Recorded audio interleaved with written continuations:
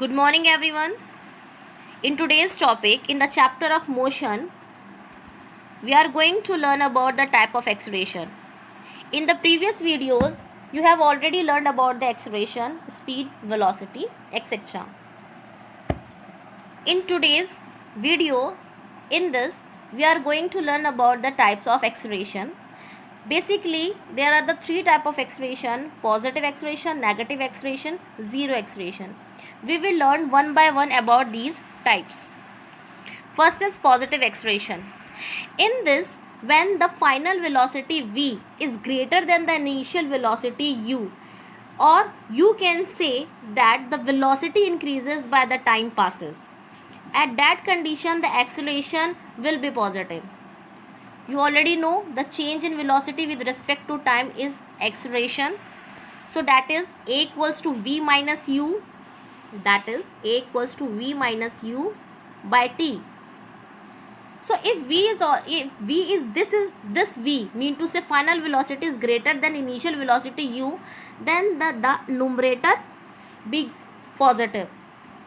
And time is always be positive. So positive and positive divided, it will be positive. It is numerically explanation.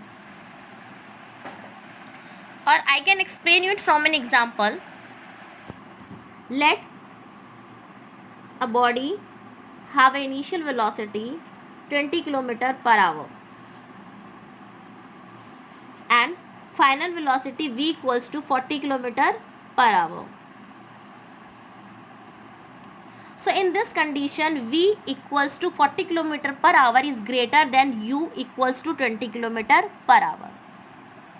So when you put this u and v in the formula, a equals to v minus u by t, whatever the t is, 1 hour, 2 hour, 3 hour, 4 hour, whatever, you will get the positive result. 40 minus 20 means to 20 and 20 divided by t, whatever the result will be, that is positive. Or in the language or in the theory part, you can say that if the velocity increases by the time passes, the acceleration will be positive. Now we move to the second one, that is negative acceleration. In this, the final velocity v is less than the initial velocity u. Obviously, if v is less than u, then the result a equals to v minus u by t must be in negative.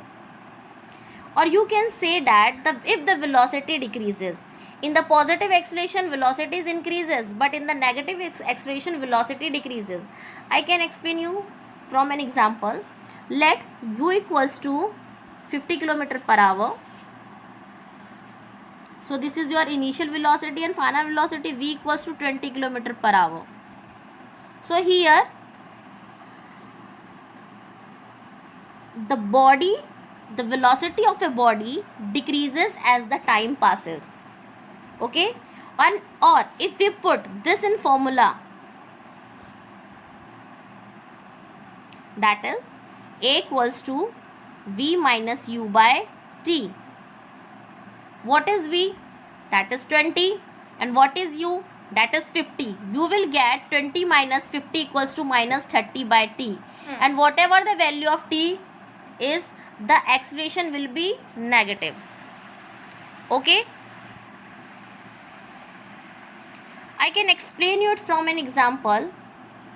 A boy throw a ball up, okay, then it catch it. When a ball goes upward, there are the two conditions. First condition is when the ball goes up, and the second condition is when the ball comes down. In the first condition, when the ball goes up, at that time the velocity decreases. But in the second condition, when the ball comes down, at that time the velocity increases. So in the first condition, that is the condition of negative acceleration, and in the second condition, that is the condition of positive acceleration, or the second name of negative acceleration is retardation.